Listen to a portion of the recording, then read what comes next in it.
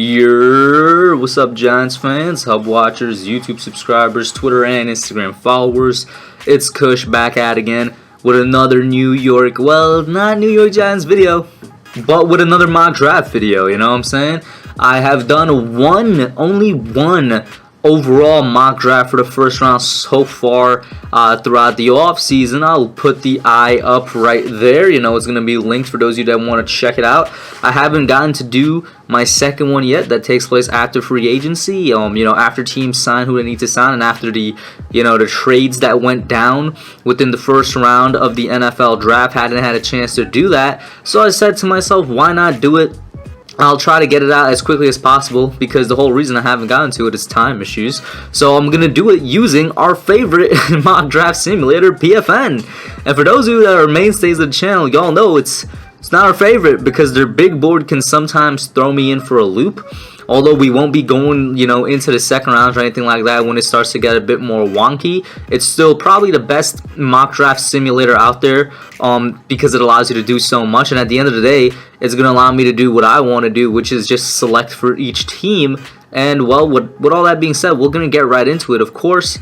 Welcome to the mock draft 2.0 now, post-trade and post-free agency. Let's see what happens here. I'm going to select all teams one round, and let's draft, of course, with the first pick, the hardest one in the entire draft. And I just realized, what in the world? Let me zoom out. And I'm going to have to finagle a little bit here to try and get this to fit properly.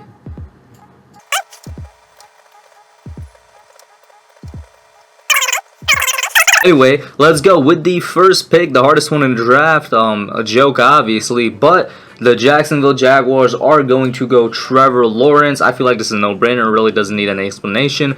We're going to move on right to number 2, which is also another no-brainer. The Jets are going to go a quarterback. They could go Justin Fields or Zach Wilson. I have him taking Zach Wilson. He has risen up draft boards over the course of the entire draft process. He was at one point QB number 4 or 3. He's now on a lot of people's boards, QB's number 2, and if the rumors are correct, that's coming out from Jets beat reporters and other quote-unquote reputable sources as well. It's saying that Zach Wilson is who the Jets like most at number 2, so he's the quarterback they're going. Then at number 3, San Fran. You're not trading up all this way to not get a quarterback, so they're gonna go for their guy in Justin Fields, and I do legitimately think that Justin Fields is their guy. I think I was going to say him and Shanahan. I should say I think Shanahan likes what he brings to the table a lot. I feel like Justin Fields can fit the 49ers and Shanahan's offense quite a bit. And I also seen a couple videos of them working out, or, at least when Shanahan was there at his pro day. We've seen them interact together and they look like they have a lot of fun. But Justin Fields here makes sense. You're throwing up for a QB. He's the best one available on the board. Next up, we got the Falcons. This is going to be an interesting pick. A lot of people think they could go quarterback. A lot of people think they could go Kyle Pitts. It seems to be the two most popular ways the Falcons could go right now. I would personally go to quarterback just because next year's draft, as of right now, it could change, but because next year's draft isn't that, the quarterback talent isn't that great, it could change once again, and you might want to get somebody to sit behind Matt Ryan. Then again, it's not like Matt Ryan's an old dude or a washed up dude. He's still a really good quarterback in the NFL, and he still has at the very least 3 good years left in his body, so they may stick with him, and for that reason, I'll go Kyle Pitts, who's probably at this point been the second most mocked player to the 49ers. Now, with the Bengals, this, in my opinion, should be a no-brainer. If they don't go offensive lineman, and at least in this case, Penei Sewell, you should arrest the Bengals GM for manslaughter. You need to protect Joe Burrow. I don't know why in the world offensive line isn't everybody's, or at least every Bengals fan's number 1 option right now. I mean, your offensive line isn't that great. I know that Burrow, when he got injured, was on a running play, so it wasn't like it was because the offensive line broke down.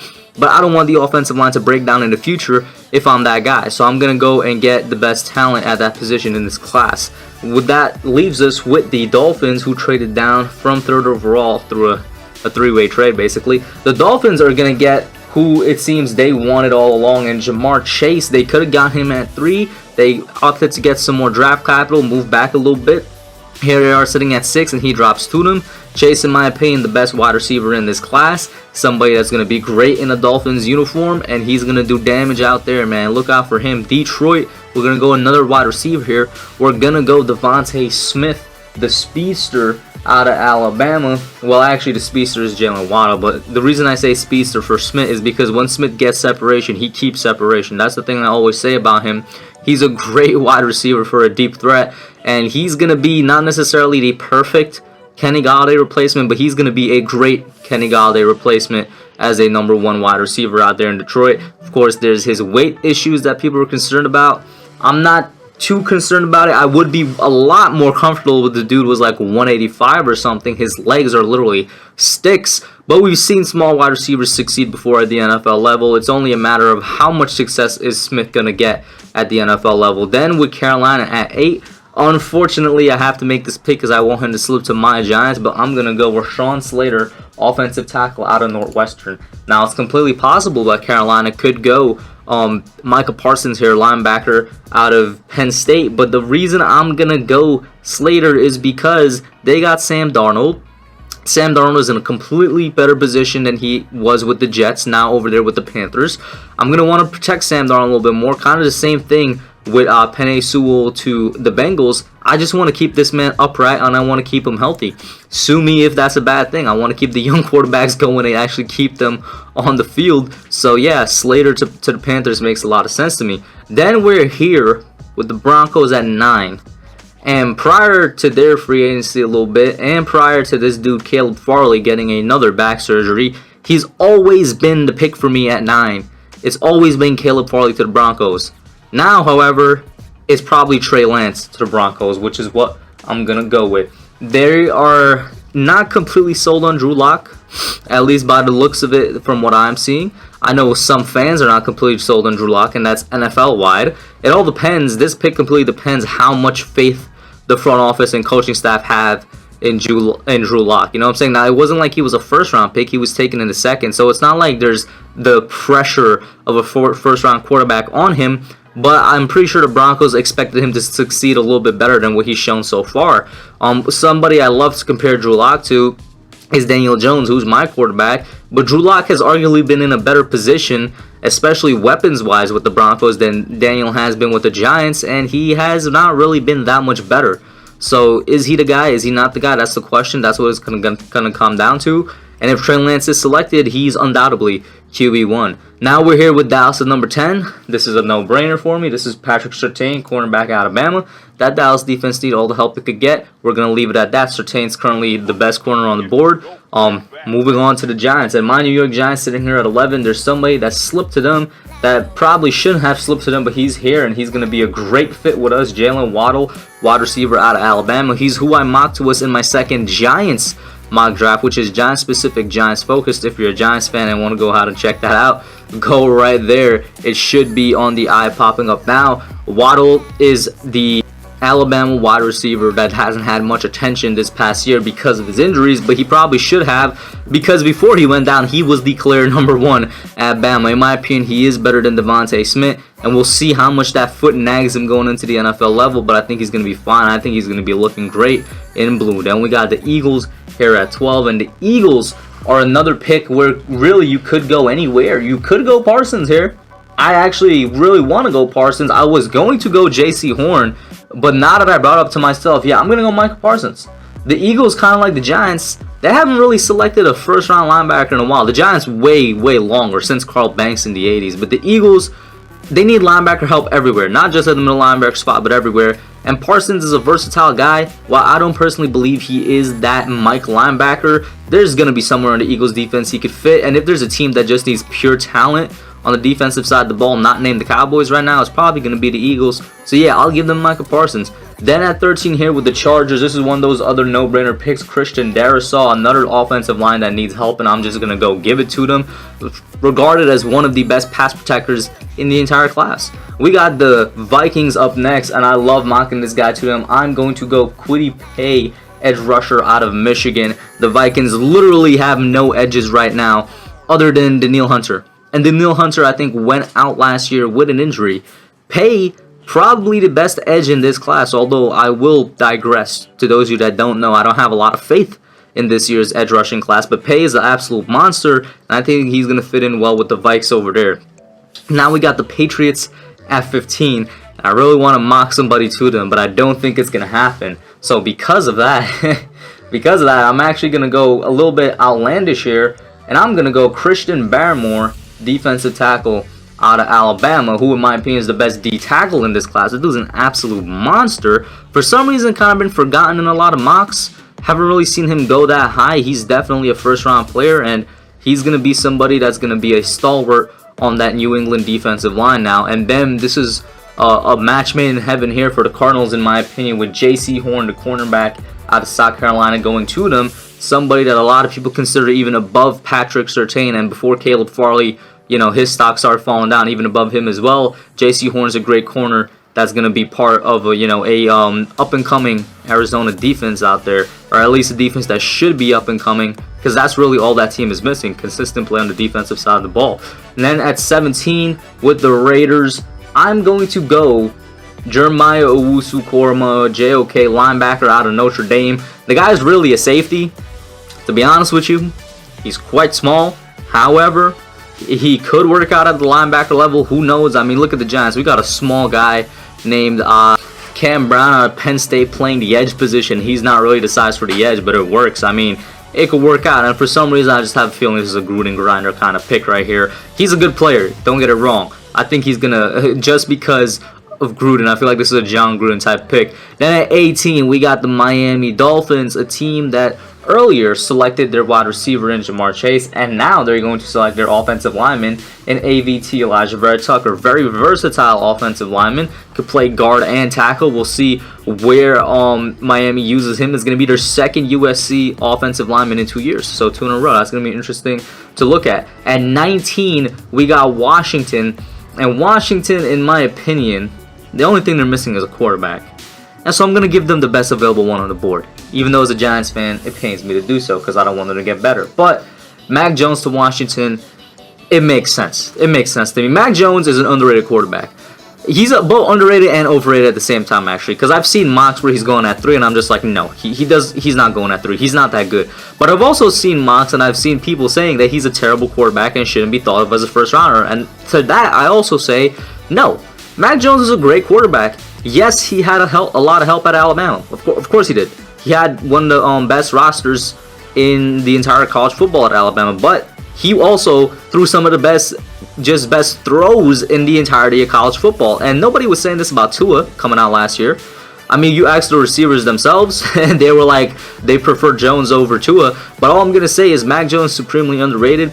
His ball placement is one of the best in this year's class, and to the right situation he goes and he'll have success, and Washington just so happens to be one of those right situations. Then at 20 here, I'm going to go Rashad Bateman, wide receiver out of Minnesota, somebody that's really talented, a big body wide receiver that has speed and safe hands with him. And the reason I'm going with him to Chicago is because even though they got Allen Robinson on the tag, this is a plan for the future. Obviously, I don't expect Robinson to be there much longer. I don't think anybody in their right mind expects Robinson to be there much longer. At 21 with the Indianapolis Colts, I'm gonna go with Azeez Ojulari out of Georgia, my favorite edge in this class, somebody that I think will thrive with one of these playoff level teams right here that could afford to kind of take an edge that maybe just needs a little bit more work at the next level. And he's going to be somebody over there at the Colts. Yeah, I mean, he's going to be playing with Darius Leonard as his middle linebacker. He's going to be playing with one of the Twin Towers over from San Francisco now there at the Colts as, you know, his rushing mate. He's going to do just fine over there. With the Titans, who's somebody I also usually mock Azeez Ojulari to, I'm going to go a little bit of a different route. Tony, wide receiver out of Florida for the Tennessee Titans. And even though I have Terrace Marshall as a better overall wide receiver than Tony, I have Tony as a better fit for the Titans with them losing Corey Davis to free agency over here. And Kadarius Toney is nobody to be slept on either. He's somebody that I've seen dropping on mock boards, actually, even all the way down into the second round. And I do live mock draft live streams, and even when I do the stream, sometimes he drops, but somebody that completely deserves to go in the first, and I think would be a nice fit over there in Tennessee. With the Jets, I had them taking their quarterback earlier. I'm going to have them taking their running back now in Najee Harris, who is running back number 1, by the way, and I will have None of it from anybody that thinks he's not quarterback number 1. I don't know how you could think he's not quarterback number 1. The dude is an absolute monster, and we're going to leave it at that. At 24 with the Steelers, we're going to go center. I'm going over to center right now, okay? And we're going to go Creed Humphrey. The Steelers, if I were their general manager, I'd be drafting offensive line for like the first 3 or 4 rounds. Their entire offensive line, low-key needs a rehaul right now, and with the retirement at the center position, that's the first immediate need, and the guy is there, you take him. For the Jaguars here at 25, I'm going to go safety, so I got to switch over again, and Trevon Moehrig, and safety right now for the Jaguars. To be honest, it's weird when I think about it. There's not really a lot of needs that come directly to mind. Edge, some people argue, even though they have 2 young edge rushers, maybe you don't believe in one of them, particularly Chase On from last year's draft. You could definitely go edge there. Linebacker, I'm thinking maybe you could go linebacker, but it's safety. When you really break it down, safety is probably their main need, and they got their quarterback earlier in Trevor Lawrence. You're going to want to build up the O-line as well. You know, you could have gone O-line here at 25. You could go at it in the 2nd and 3rd. Pretty deep draft. 26 with the Cleveland Browns. I'm going to go somebody that's very controversial, but I always say to myself, if there's any way he's going to succeed, it's going to be in Cleveland next to Myles Garrett, and that's Greg Rousseau. And a very, very raw player that needs a lot of refinement. Alright, he needs a lot of refinement in his technique. Really, all Greg has is a 1 power rushing move. And while it's brought him success at the college level, albeit for just 1 year, and even though he was an edge, he got a lot of his, pass rushing success on the inside. If there's anybody to play next to that I think could help him develop, it's going to be Myles Garrett. And it's going to be on the Browns, who could use a 2nd rusher next to Garrett anyway. Then at 27 with the Ravens. Ravens fans, fear not, I got y'all. I'm giving y'all Terrace Marshall. Kind of another match made in heaven scenario. The perfect receiver in terms of what they need over there for the Baltimore Ravens and for Lamar Jackson. Somebody that's been bragging for a wide receiver for years. I keep thinking back to that Bills playoff game where he's running around, scrambling around, looking to throw the ball to somebody, nobody's open. Terrace Marshall, he's going to help you out. Take that man and run with him. The Saints are going to go Nick Bolton. Let me find him real quick. There you go. You see what I'm saying? This they have him ranked 69. This is what I was talking about earlier with PFN's mock draft board. But Nick Bolton, one of the best inside linebackers here in the entire draft, and he's going to just do wonders for the Saints. Fear not, though, Packers. I'm going to give you guys Zaven Collins, another linebacker. So I got to go back to linebacker here. Bam. There might be some Packers fans that want Bolton. There's a lot of Packers fans that want wide receiver. Also, fear not. The wide receiver class is deep. You could get one in the 2nd round, help out your defense a little bit, replace that guy, Blake Martinez, that came over to my team. You're going to need a replacement. And I will say this, you need wide receiver. Yeah, you do. But you don't need a number 1, so you could afford to get him in the later rounds. I'm going to just leave it at that. I'm not going to get into the whole Aaron Rodgers winning MVP even though he has no weapons argument, because there's good points on both sides, and frankly, that's another video. With the Bills, I'm going to go Pat Freiermuth, who was probably my favorite tight end in the class. I know Kyle Pitts is a lot of people's tight end number 1. Pat Freiermuth is my personal favorite because he's a legitimate, he could block. When I say he's a legitimate tight end, this dude is an offensive tackle that plays the tight end position that could also catch it and run with the ball. He's the best blocking tight end I've seen in a long time, and a lot of times I've seen the nickname Baby Gronk get thrown around, but the only person that I felt worthy of having it is Pat Freiermuth. A lot of it has to do with his blocking ability. People forget Gronk is one of the best blocking tight ends in NFL history, and Freiermuth is one of the best blocking tight ends I've seen come out of college football. And once again, yes, he still can catch. The Bills, this guy is going to be an absolute monster for y'all. I would love if he drops to the Giants in the 2nd round. It ain't happening, though. He's 100% going in the 1st. He might go earlier than this. Then, for Kansas City, it's offensive line. Kind of similar to the Pittsburgh scenario. Yeah, I cannot not go offensive line. I'm going to give them Tevin Jenkins out of Oklahoma State, and then there's not much for me to be said there. So I'm gonna go right to 32 to the Bucks, and the Bucks are a team that legitimately have everything. They re-signed all of their free agents that needed to be re-signed. I can't really think of anything. The only person that wasn't re-signed was AB. What do the Bucks need? They're a really complete team, to be honest with you. They could go anywhere. Yeah, they could go edge. They could go wide receiver. You know what? I'm going to go edge with them.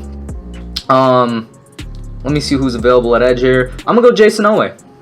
Jason Owe is somebody that I like out of Penn State. Another raw player, but a different type of raw from Rousseau. Rousseau needs refinement. Owe, he just has a lot of raw talent.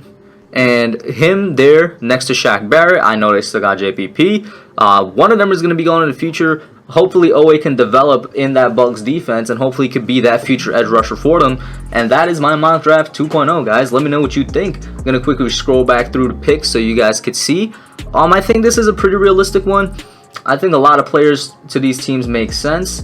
My favorite pick, I just want to say real quick, overall in the draft was probably Sewell to the Bengals, just because I like protecting my quarterback. Same for Slater to the Carolina. I'm a big O-line guy. I got to protect my QBs. But that's it for now. Let me know what you all think. Put your thoughts down below.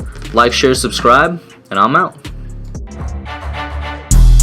Thanks for watching. Don't forget to like, comment, subscribe, and share. I'll catch y'all in the next one.